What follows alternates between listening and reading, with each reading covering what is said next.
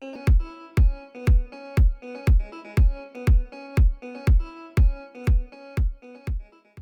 S1, vous aviez câblé un VCO qui permettait, à partir d'une touche du clavier, d'envoyer l'information MIDI sur le MCV4 et de sortir un signal qui nous permettait de fabriquer un triangle à la fréquence de la note voulue. Donc ce système-là, il existe toujours, on vous le fournira sous forme de circuit intégré. Et en S2, vous allez vous occuper de l'enveloppe de ce triangle, c'est-à-dire que le son va commencer quand on appuie sur la note et s'arrêter quand on relâche la touche. Le son est généré et s'éteint proprement. Vous avez à créer de toutes pièces. C'est celui-là. Ensuite, le triangle sera fabriqué par le VCO qu'on vous fournit et les deux signaux passeront dans un multiplieur pour être assemblés et générer le son que vous voulez écouter. Alors, qu'est-ce qu'on va trouver sur la plaque? Déjà, beaucoup plus de monde qu'en S1. La plaque est réellement entièrement utilisée et plusieurs alimentations doivent cohabiter. Le VCO et le multiplieur doivent être alimentés en plus 15-15 comme habituellement pour les montages à ampli qu'on câble en TP.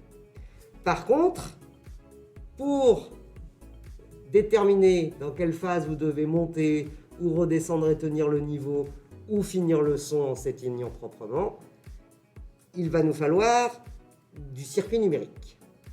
Le circuit numérique, comme vous l'avez appris en SIN, ne supporte pas le 15 volts et ne doit surtout pas être relié à du moins 15.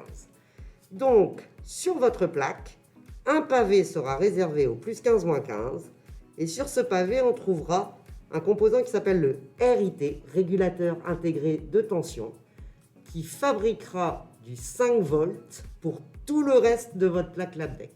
Ensuite, le MCV4 nous envoie donc une info, touche appuyée ou touche relâchée.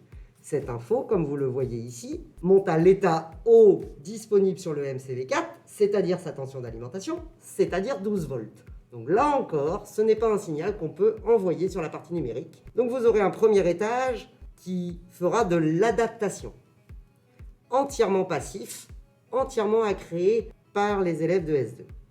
Et à partir d'un signal fabriqué 3 phases, ou même 4, voilà votre enveloppe. Donc on voit bien qu'on a une première phase qui s'appelle l'attaque, une deuxième phase qui s'appelle le decay, une troisième phase qui s'appelle le sustain et une quatrième phase qui s'appelle le release, ADSR. Donc un signal de commande, 4 phases différentes, ça donne envie de mettre un décodeur pour avoir 4 adresses qui vont enclencher tel ou tel switch. Et vous voyez bien que ces formes vous rappellent des exponentielles, vous rappellent de la réponse indicielle. L'idée va être d'aller charger ou décharger un condensateur. Il sera relié à telle ou telle résistance suivant la phase de l'enveloppe. Et comment on se relie à une résistance plutôt qu'à une autre? Eh bien par des switches. Donc voilà à quoi va vous servir votre partie numérique. 2 signaux de commande d'un décodeur. Il se trouve que ce décodeur est actif à l'état bas, donc derrière on met des porte-noms pour avoir des actifs à l'état haut. Et on commande tel ou tel switch. Donc cette partie va être très minutieuse à câbler. Les composants ont beaucoup de broches. C'est jamais le même ordre de broche, c'est jamais le même endroit, ça tourne dans tous les sens. Donc c'est une partie qu'il faudra préparer sur papier.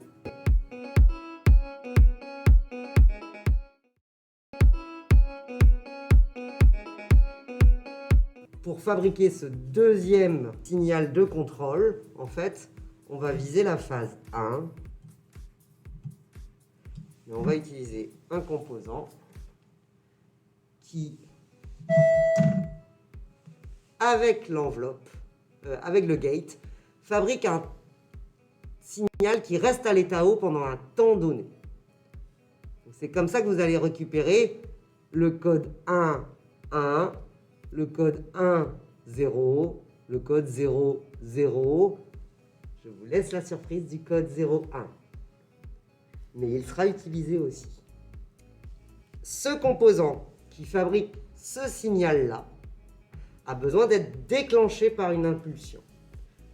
Donc il va aussi falloir créer un générateur d'impulsion cohérent avec le front montant de V-Gate.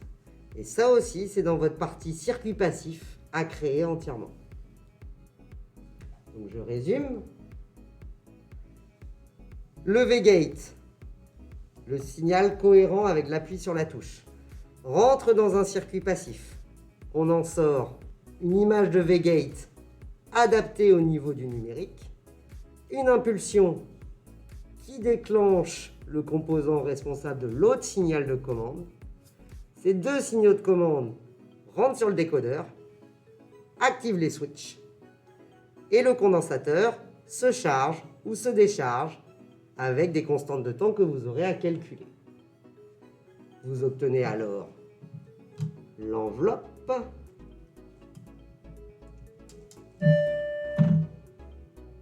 et quand on mélange avec le VCO qui lui refabriquait son triangle, je ne sais pas si vous vous rappelez du VCO.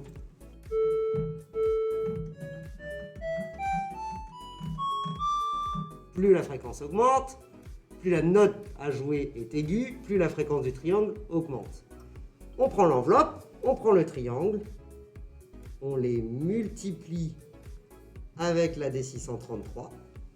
Donc là, je suis en base de temps 500 microsecondes. C'est ce qu'il me fallait pour voir une fréquence de triangle. La note, le La est à 440. On est dans des fréquences basses, mais habituelles pour l'électronique. Par contre, le son, c'est à l'échelle de temps humain. Donc c'est des bases de temps beaucoup plus longues.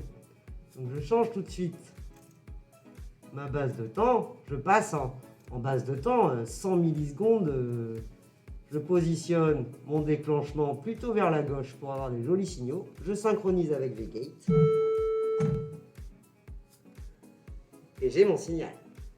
Signal qu'il faudra caractériser. Alors n'hésitez pas à utiliser le single sec et des mesures au curseur, phase par phase, puisque dans le rapport final, il faudra prouver que votre montage répond au cahier des charges.